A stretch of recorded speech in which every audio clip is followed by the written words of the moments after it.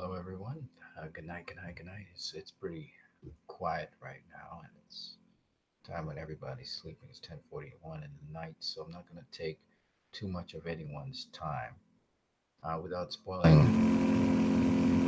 The Last Jedi, Star Wars The Last Jedi, I'm going to talk a little bit about the themes that are common between The Last Jedi and the Justice League movie. Now, if you do recall, Justice League is the end of a trilogy. The Last Jedi is the second in uh, the modern sequence of Star Wars movies. So it's a follow up to The Force Awakens. And I just want to quickly do in a little hangout, a little stream session, a little bit of commonalities between the two. It's just not going to take very long. So, as we know, both stories actually deal with hope. Uh, with the Justice League, we're looking at hope which seems to be lost, and there's just small glimmers of hope. In The Last Jedi, we somewhat deal with similar topics, but The Last Jedi deals with a rebellion. So there's a rebellion going on. And in The Last Jedi, they talk about how the Republic has been overthrown. And they pick up from where The Force Awakens was, and now they speak about this sort of group of rebels that are fighting against an empire. Now, in Justice League, it's a little bit different. Justice League was about the assembly of individuals to deal with a upcoming threat. Whereas in Star Wars The Last Jedi, it's a little bit different, in which we're looking at the threat already established, it's already there, and it's invading and succeeding. And this time we're dealing with a group of resistance to this threat. Okay, that's the beauty of Star Wars The Last Jedi. That's where we pick up from. Now, hope in both cases seems all but lost. In the story of Justice League, we see how the world is without hope. In The Last Jedi, we see that there is this glimmer of hope, this spark, as they say, that ignites the fire that's there. And that hope rests in a particular individual in the movie. Now, as we proceed through uh, Justice League, what we learn is that hope gets stronger and stronger as people who do not seem like people who would be able to pull people together manage to start to do that. And so the most unlikely character in that movie, Batman, he who loves to work by himself, working alone, he ends up having to be the person to pull together this team. Now, in The Last Jedi, the situation is a little bit different in that we still have a reluctant character in there, but he is reluctant to be a participant in sparking that hope. And now the interesting part about this, The Last Jedi, is it goes into a number of different things on hope. With Justice League, we see hope has died, and then we see the rebirth of hope. We see that there is a spark of hope there, and hope is living on in the character of Batman. And that helps to fuel on. And Batman's a very convicted individual, and that's what caused the result of what we got. In The Last Jedi, uh, the combination of the outcome happens as a result of one person who, though not sure of themselves, one of the main protagonists, though not sure of herself, let me say, still is able to harness that hope. It's interesting that the embodiment of that hope uh, is not particularly hopeful for the outcome because of a past experience. So it's interesting that whereas Superman was the embodiment of hope, in The Last Jedi, the embodiment of hope is not very hopeful at the point in time. It's very interesting. And I can understand, because The Last Jedi covers a number of things. One of the things that The Last Jedi speaks about, which I find very interesting, is that in a war, there are no really good sides. And this was highlighted by a particular character in The Last Jedi, showing that, uh, you know, both sides receive certain things. I thought that was very interesting and very brilliant. And then there is the aspect of damn if I do, damn if I don't, that is presented. And that was something like we saw in Superman BVS, but this takes it to another level, because this is in a collective sense, meaning Superman was just one individual. But now, in a collective sense, it seemed like a lose-lose situation for a collective of people. And one of the major protagonists, really, there was a number of different protagonists in this movie, but one of the major protagonists in this movie, on seeing this lose-lose situation, uh, independently of the key players, began to act.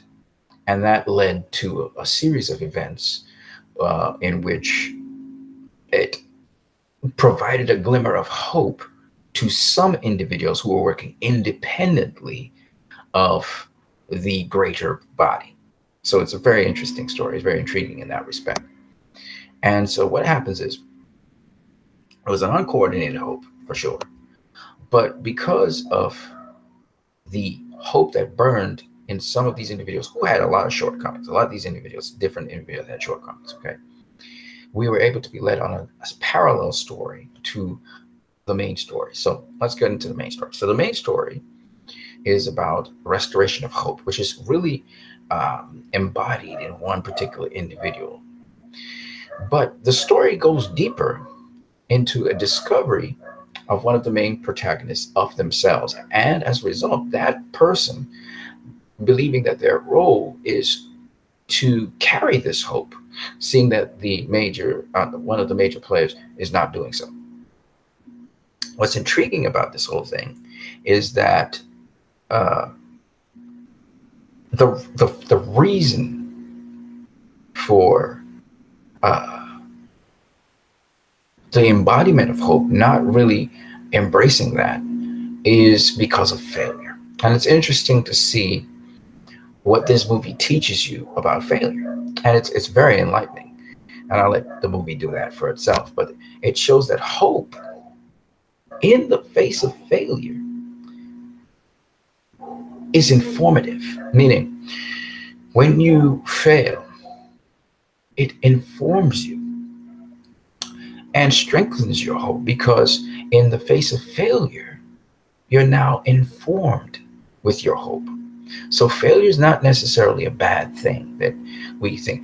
And it's brilliant. I thought it was brilliant. And then, of course, we go into the next precept, which I thought was wonderful. And that is organized hope. You know, a lot of people have a certain concept of heroes. And I believe that this movie takes that and throws it on its head and shows that heroes, and being heroic and being, having chivalry, that is to be, brave, bold, and ready to defend, is not necessarily the key ingredient in sparking hope and assisting hope. Expediency is much more important. And we've seen a number of times in this movie sacrifice as well for the experience. Remember, we talked about the Japanese samurai way of life, where a warrior would sacrifice his life just to save others. And we saw such a thing. We saw the act of the Japanese, aerial pilots crashing into ships and stuff like that. Well, we actually get a parallel to that, where we see, you would consider that a terrorist action, but for me, I understood the understanding behind it. And so what we saw in Justice League, we saw a parallel, but it was carried all the way to the end. Okay. And again, expediency. So a lot of times people perceive a hero as someone who has done some great act of bravery and so on. And sometimes what is necessary is a much more coordinated response. And so what we had as a result of that was a coordinated response. And it led to an outcome that actually helped the situation. And it was very interesting to see that hope brings about organization. It brings about mobilization. And we learned a couple key things in that movie about mobilization and coordination. So let me go into that.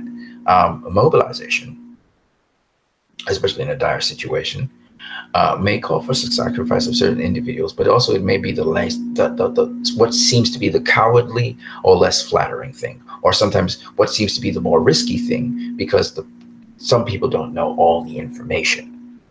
And then the other very interesting thing I liked about that is good for us structurally and organizationally to understand as people is that not every day it's about being having chivalry and bravery and boldness. Some battles you will lose, but you must go on to the next day because it's important for you to be around to fight these battles.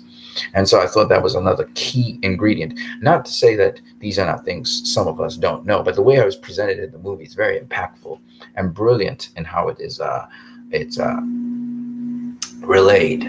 And it shows a number of other ingredients, which I thought was very interesting. And one of them was the understanding that mentorship is not about fully following certain rules and regulations. It's about making sure and ensuring that those who you mentor surpass you. And I thought that particular precept, which again breeds more hope, was very intriguing. When I was listening to two main protagonists in the movie, or one main protagonist and the other who comes in for a minute, discuss this. Because human beings to excel means the next generation should excel beyond the generation that was before them, and so on. And I thought that was a wonderful precept that they put in there. And again, it's along the lines of hope, which I find very interesting. Justice League was able to, when we saw, the Flash being mentored by Batman and Cyborg mentored by Wonder Woman, we saw the early stages of people getting confidence in themselves to move forward and do what they need to do. This movie takes it to another step in which we see seasoned people feeling incapable of carrying out mentorship. They feel they have failed in carrying out mentorship duties. And now we see the repair of the breach, and we get more foresight into mentorship in another sort of way. I will not go into great detail, but I love the organizational structure of this movie. And it's very informative about what we should do. How do we take action? How do we organize ourselves? So the next thing that is extremely informative in this movie was watching the strategy. Nothing in life is achieved without strategy. You have to have some sort of strategy. And even in dire situations, you must be strategic about what you do. And I love that the strategy in this movie and the ability for the next generation to pick up the strategy in the movie made it equally brilliant. The mentee taking over the charge from the mentor. We saw it both on the side of light and we saw it on the side of dark. It's very interesting how light and dark operate different to one another. It's just very interesting. And it's interesting. That's all I would say. Now, and it's not perfect. Either side wasn't perfect, but it was very interesting. And it's not about perfection, which is interesting. Again, how the movie goes about talking about that. So the next schematic that was very, very intriguing was not just the plan, but now how moving forward into the future, how numbers don't matter. And it's so beautiful seeing this movie come full circle, The Last Jedi, to A New Hope. Basically, The Last Jedi is very much like A New Hope. in many respects. It comes full circle. And again, the spark is what is the important thing, the spark of hope. And this movie emphasizes on a spark of hope. Because hope, you remember, as Superman says, it's easy to lose, but if you look around, you dig around, it's somewhere there, right? Now, here's the interesting thing about the spark of hope that I loved. There was a mentee there that knows about that.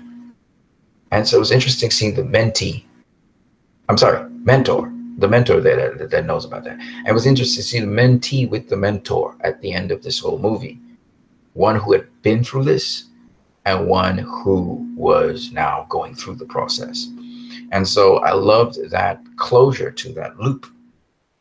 And the interesting thing about this is the mentor, though he has been through this is a whole new way of looking at how it's being approached. It's a different dynamics. It's a different generation, a different way of doing things. And so it's, and even the dynamic in this movie is different. I mean, I haven't discussed certain things in the movie that are very interesting, but the dynamics and kind of reminds me of Neo in the Matrix outside of the Matrix, when he was in between the machine world and the normal realm, when he got trapped in that place, that loop. I thought that concept, Agent Smith and Neo, I thought that concept was inside of this movie. And I thought that was just really brilliantly demonstrated in the movie. And it's interesting that it reflects on connections we have with people. If I were to say it that way, there are connections we have with people. And these connections are integral in some respects to how we proceed. Connections with people. I won't say much more about that because I don't want to spoil the movie. So I really enjoyed that extra dimensional aspect of The Last Jedi, the connections part. And again, it's not in your typical kind of relationship connection thing that went on in this movie. It was if you're a sci-fi buff, you'll love this. If you're not a sci-fi buff, you mightn't appreciate it.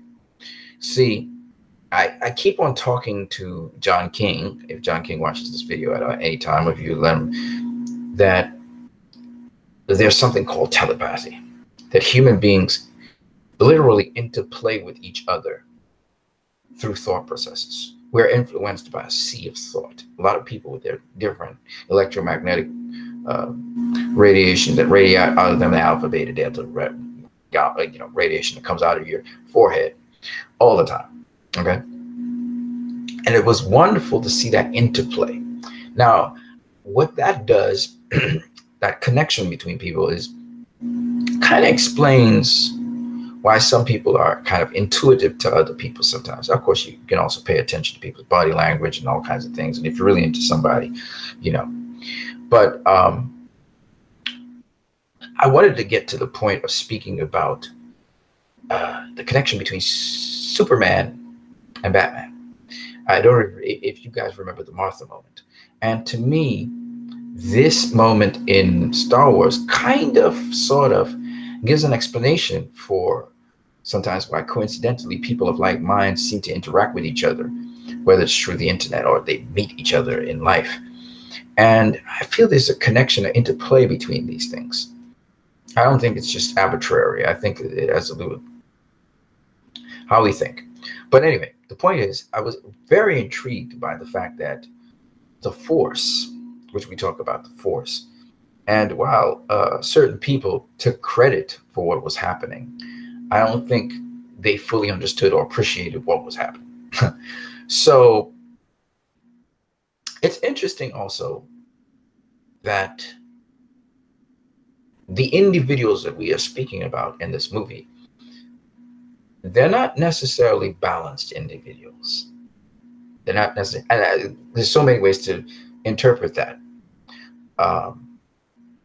We have a number of individuals in this movie, different characters who are, some are impulsive, Some are wondering, they're kind of in between the light and the dark in their lives. Some people are, you know, they're dedicated to what they're doing, but they're still not fully understanding or appreciating what they're doing. Okay. And I find that very intriguing because there's that darkness in there, or seeming darkness in there, because of the quest, shall I say, of certain individuals, it seems. But yet at the same time, it's not to be interpreted as an individual who will go to the dark side. Kind of like with Wonder Woman, where we talk about human beings, we have light and sometimes we have darkness, and we have to decide if we're going to choose to go to the dark part or to choose to go to the light part. It's kind of like that. And it's interesting seeing an imperfect mentee. Well, is there any perfect mentee? There's not really a perfect mentee out there. But seeing an imperfect mentee and how certain bits and pieces of information have them react to these things. So I found that very intriguing as well. So I find that this movie takes what happened in Justice League and even in the DCEU trilogy and carry it to a whole other level. I thought that The Force Awakens was maybe not my best Star Wars movie. It was intriguing. It was interesting, minimally, because it was kind of predictable and so on. But I thought, okay. But now I understand. It's the foundation for this movie, which takes everything that you've seen in The Force Awakens and now clarifies, opens it out. And now when you go back and you look at Star Wars, those first three movies, and even the movies after them, it gives this wider perspective on things, which I really highly appreciate. And so that's why I wanted to talk about The Last Jedi for, without being very spoiling it for anyone. So that's why I think it's the best movie, comic book movie and otherwise, of 2017. I really think so, because it takes the elaborations from Justice League, and it takes it along an extra path. It's just showing us now, okay, so you got hope in you. You understand that the impossible can be done. Now let's show you how it's done, process-wise. And I can understand why Episode 9 is going to be interesting, because everything that was in, almost every character that was in the movie, and there was some comical moments, but it wasn't a funny movie. Every element in that film was mostly used for important points in the film. Some of it was used for comedy, but specific elements in the film that you thought were just useless throwaway stuff, they actually kind of add up to something else. There are one or two elements that were just there to say, well, this is in the universe and that's that. But there were also one or two elements that helped to carry that plot along. I'm talking about new elements, like inhabitants of different worlds. That's what I'm talking about. All right, guys. So I hope you enjoyed this. It's 11:04. We took a little bit of time. Let me see what your comments are in the comment section, and I will wrap it up. I don't have time to answer all the comments. In fact, I may be extremely brief this time around, so forgive me. Okay, and there are absolutely no comments here. So that's cool. That's not a problem for me. You guys have a good one. Have a great night. Blessings to you all. See you around.